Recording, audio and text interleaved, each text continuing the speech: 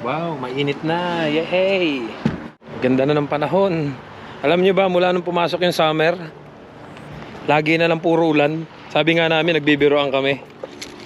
Hindi na ata 4 season dito sa Canada. 3 season na. Kasi nawala na yung summer eh. Puro ulan na nangyari. Well, ito nga pala yung bagong bili kong drone. Nabenta ko na yung Mini 1, Mini 2 ko. Then ito yung bago ko nakuha. Maganda kasi yung controller niya. May plano kasi ako magpalipad dito sa dito lang sa Abbotsford. Well, dadaan pati ako ngayon ng ilang groceries and may nakita ako sa group dito sa Abbotsford na mga pinamimigay na item. So, syempre, isasabay na natin yun. Sayang din naman. Nakapambahay lang ako, guys. Sabi ko, sayang din. Kasi mahilig akong maningin dito ng mga bagay na libre kaysa bibiling ko pa. Kasi kung hindi mo din siya kukunin, pag dinala yun sa mga thrift store, ganun din, bibilin mo sa thrift store. Ang thrift store ang magbebenta sa murang halaga, mga second hand. So sayang naman, didaanan ko na lang din at baka makakakuha tayo. Kaya nga lang, minsan marami din akong kaagaw eh. Minsan alam mo niyo yung pag may nag-post na mga nasa garage nila na free, all stop free. Pagdating ko doon, ang daming mga Canadian din na dumarating. May mga kanya-kanyang sasakyan, kanya-kanyang kuha din. So madami din yung kaagaw. Kaya ngayon, pupunta na ako, guys. Medyo unahin ko muna yon. Mamaya na tayo magkwentuhan, sa biyahe na lang.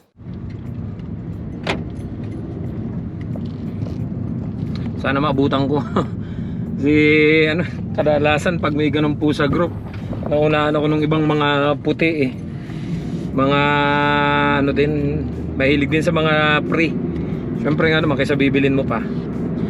Well, anyway guys, may mga nagtatanong sa akin kung may plano daw ba akong lumipat ng province if ever ma-PR tayo. Kasi alam naman nila na may naka-process na yung PR application natin. Sa totoo lang po kasi talaga, totoo naman yung sinasabi nila, sir, mahal lang mahal ang renta diyan, mahal ang bahay diyan sa tsaka malaki ang tax diyan sa BC. Totoo po yun, malaki po yung tax dito kumpara dun sa sa ibang province. Madalas po kasi nilang ginagawa dito, marami po ako nakasama dito na na ang ginagawa, after nilang ma-PR, lumilipat sila, and kadalasan na ang kanilang target na malipatan is ang Alberta. Bukang bibig na dito ng mga nakakausap kong Pilipino at even yung mga dati kong kasama na after nilang ma-PR, naglipatan sa Alberta. Pagkakuha nila ng PR, mga ilang buwan lang lumipat na. Minsan 1 buwan, 2 buwan nga lang lumipat na eh. Tapos 'di ba may mga issues pa nga na 'di ba after nyo daw ma-PR at lumipat kayo ng province, nagkakaproblema dun sa renewal. Kasi nga daw, kasi totoo po 'yun. Nung nag-apply nga po ako ng PR application may tanong po kasi doon na nakalagay, where do you want to stay once na mag-grant yung permanent residency mo? So ilalagay mo po doon kung saan province mo planong tumira. So syempre dahil taga-BC tayo at dito tayo nagtatrabaho, dito tayo nag-apply ng permanent residency natin, inilagay ko po, I want to stay here. Hindi mo sasabihin syempre sa other province kasi yung application mo nakapasok dito kumbaga ang nag-PR sa'yo itong province na to, kailangan kanila dito and then lilipat ka sa ibang province. Kaya yung iba, nakikita ko kasi yung iba talaga may mga vlogs nang lumabas na ganyan na after nilang ma-PR doon sa province na yon, lumipat ng ibang province. Tapos ang nangyari, nagkaroon ng problema yung iba sa application ng citizenship. So yung iba naman hindi pa nalalaman kasi nga nung lumipat sila ng ibang province, hindi pa naman sila nagre-renew. Renewal ng card is 5 years po. So kung may plano ka lumabas ng Pilipinas, so kailangan mo i-renew siya para makabalik ka as PR, as permanent resident po. May mga ilan akong kasama na after nila ma-PR, lumipat na ibang province. So dahil sila pa lang dun from BC, lumipat sila ng Alberta. Iba wala pa, mga 2 years pa lang. So wala pa, inaantay ko pa nga kung anong mangyayari sa kanila kapag nag-renew sila. Kasi may mga ganun akong nababalita at mga issues na nakakarating sa akin. So pagdating po dito sa BC talaga, mahal talagang bahay, mahal talagang renta. Pero kasi ang dami nag-i-encourage sa akin na mga friends natin na nasa ibang province, pre, pagkatapos mo ma-PR dyan, pre, pag na-PR ka dyan, lumipat ka dito. Dito mababa ang tax, dito murang bahay, ganun-ganun po ba. Ayoko po kasi magsalita ng tapos dahil unang-una hindi ko naman naranasan. Pero ito po ay base lang dun sa mga nakakausap ko na dati nating mga kasamahan na dito sa BC na naglipatan sa other province like Alberta. So yung mga tinanong ko na kasama ko dati dito na nasa Alberta na ngayon, nung unang dating nila ng Alberta, for example yung dati kong kasama dito sa Bakahan, sagot nga niya sa akin, Brad, nanibago yung mga anak ko kasi nung lumipat kami dito, grabe yung snow, ang kapal. Hindi kagaya diyan na hindi ganun kalakas ang snow. Tapos yung lamig nil dito talagang grabe, walang wala sa lamig ng BC. Tapos yung mga anak daw niya ayaw pumasok sa school kasi talagang naninigas sa lamig, hindi kinakaya. And then yung iba namang dating kawork ko na lumipat din sa Alberta, ang sabi nga nila, pre, grabe yung haba ng winter dito. Kung di yan, umaaray na tayo dito lalo na. Tapos may mga friends po tayo na nakikita ko nag-upload ng mga videos nila during minsan summer na, nag-i-snow pa rin doon dito, mainit na, nag-i-snow pa rin doon. And then yung iba naman, kagaya nito ni Atoy Sulit, nakita ko. Saan ba si Atoy Sulit? Sa Manitoba siya, ang alam ko eh. Grabe nitong kasagsagan ng summer, na gano'n naman, nag-snow, kasagsagan ng summer. Kaya nga sabi ko, dito po kasi kagaya na lang last year 2023, walang snow, as in wala. Pumatang ang snow noong January 8, and then isang snow lang yon, isang bagsakan.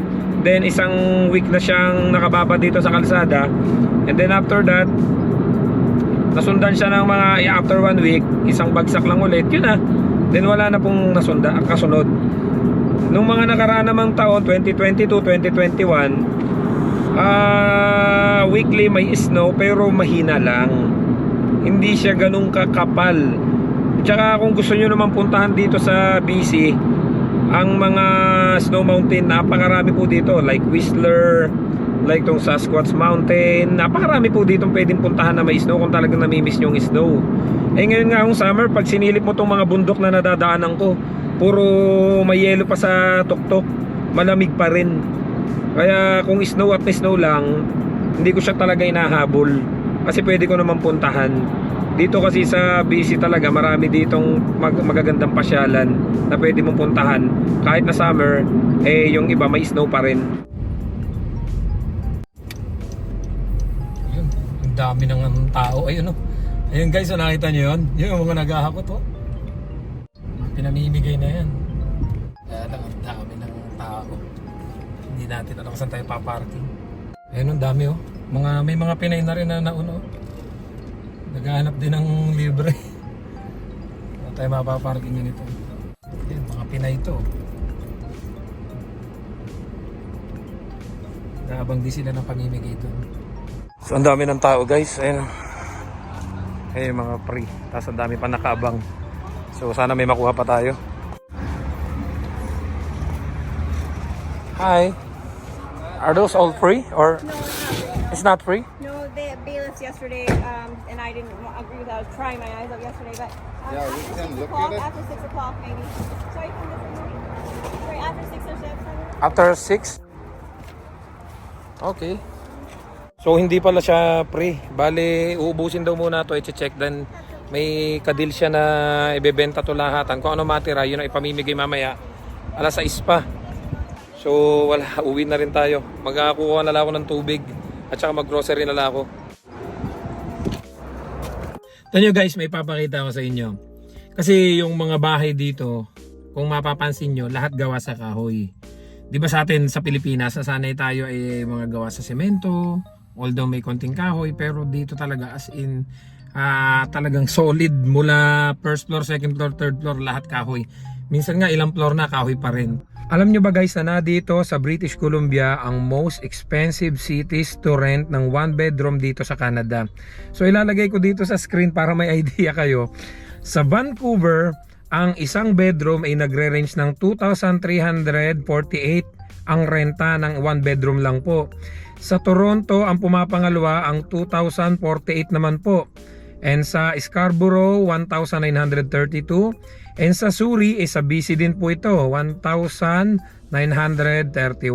And then yung the rest ay ilalagay ko na lang po sa screen para may idea kayo sa most expensive cities to rent ng 1 bedroom apartment in Canada as of January 2024 po. So may ipapakita din ako sa inyo guys kasi may dito sa 604 News dito sa British Columbia, may isang tumama na babae sa loto. Nakalagay nga dito, North Vancouver woman says she will buy dream home after 500,000 lotto win. And then ito po yung bahay. Itong worth ng bahay is 929 po. 3 bedroom, 1 bathroom. Ito po ay 1,874 square feet. So ito po ay sa Suri. Tingnan nyo naman po yung itsura ng bahay. So kung sa atin masasabing yung itsura ng bahay na yan ay parang sabi nga nung iba ay parang sinauna na.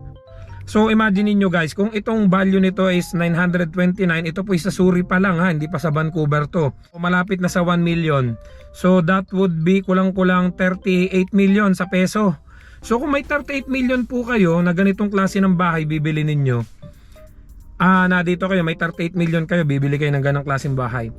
Talagang minsan yung iba hindi maiwasang mapaisip kagaya ng mga natatanong ko, what if may ganito kang kalaking halaga 38 million sa peso?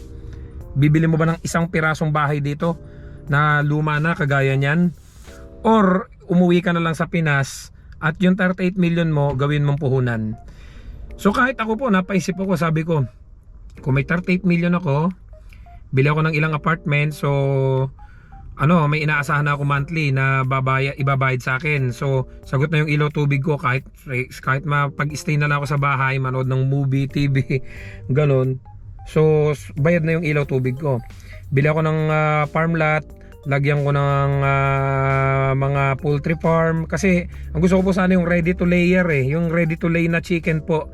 Nilagyan ko ng ilang baka, baboy kasi yun yung mga nakasanayan ko mostly mga farm din po yung gusto kong business. So sabi ko nga, ang habol lang talaga dito sa Canada is permanent residency, pero tapos magkasama-sama yung buong pamilya habang nagtatrabaho kayo. Kasi talaga pong minsan yung iba ayaw na rin sa Pilipinas, pangit na nga kasi ang sistema. Sabi ko nga kung may 38 million ako, talagang mapapaisip ka. Well, yun lang po ang masasabi ko.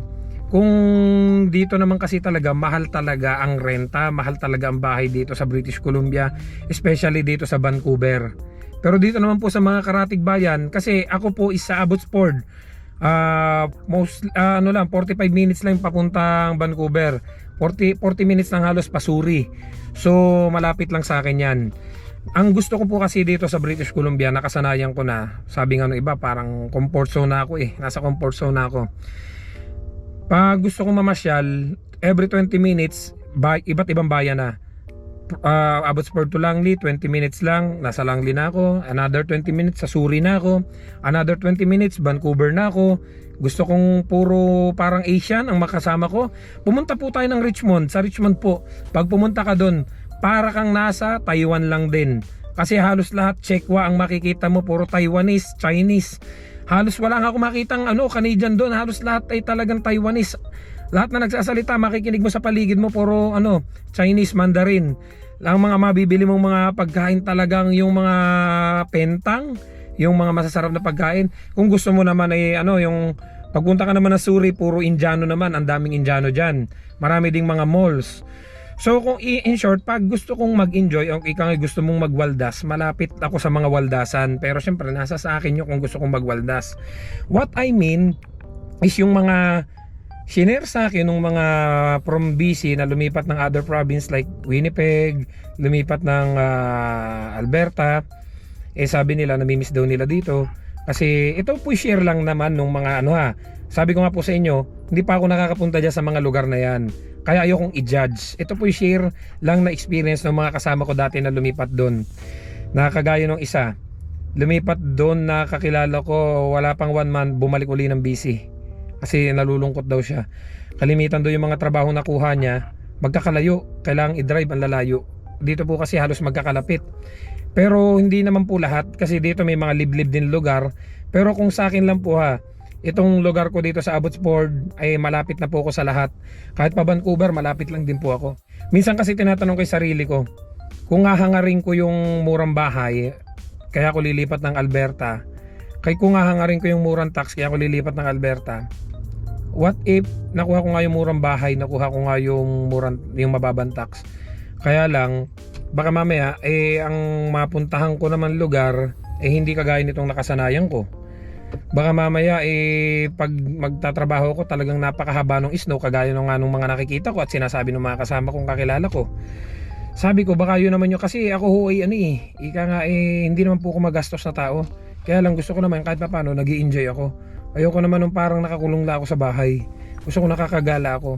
Kasi kalimitan yung iba kong kakilala na lumipat doon, pre, okay naman dito, maayos naman dito. May mga positive naman sila sinasabi. Kaya lang pre, ang lalayo ng mga pasyalan, binabiyahe pa talaga namin. Hindi kagaya dyan na parang dikit-dikit sa BC. Yun yung mga sharing of experience nila. And then may mga from Alberta naman na lumipat naman dito sa BC, na i-share nila yung mga 20 years, 30 years na nakausap ko, especially nung may mga Filipino community event dito. Sabi nila, dati ako sa Winnipeg, dati ako sa Alberta, grabe doon, kalamig. Kaya kung may plano ka lumipat doon after mong ma-PR, pag-isipan mong mabuti. Baka yung nakasanayan mo dito na kagaya nito, mainit na. Doon, nag-i-snow pa. So, yun lang naman po, na-share ko lang sa inyo. Sabi ko nga sa inyo, ayoko magsalita ng tapos dahil unang-una, hindi ko pa naman naranasan. This is all sharing of experience ng mga taong nakasama ko. So, awan ko, pero hopefully dito na ako magtagal sa BC. Kasi sa totoo lang, gusto ko na po dito talaga. So sana may natutunan kayo guys, sinare ko lang sa inyo. Kasi doon sa nagtatanong sa akin, kung may plano daw ba ako lumipat at after ko ma-PR, kung sakaling lumabas na yung permanent residency natin. Ayoko pong magsalita ng tapos, basta ginagawa ko lang po, magtrabaho. Okay naman po dito, nakakasurvive naman po At totoo lang po, kuha ko na dito yung diskarte kung paano makakasurvive sa BC. Hindi ko naman kailangan lumipat ng sitting Vancouver talaga. Okay lang ako dito nakatira kasi kung gusto ko mag Vancouver, napakalapit namang ibiyahe. So dito na lang muna guys, at ako mag-grocery muna at bibili ako ng tubig natin. Medyo wala na akong stock na tubig Don't forget to subscribe, like, and share this video para kahit papano yung mga may plan pumunta dito sa Canada, nagkakaroon sila ng idea. I know na nakasubaybay yung iba na may planong pumunta dito kasi nakuha sila ng idea kung ano yung buhay namin dito sa Canada. See you guys sa next vlog. I love you all. God bless. Bye bye.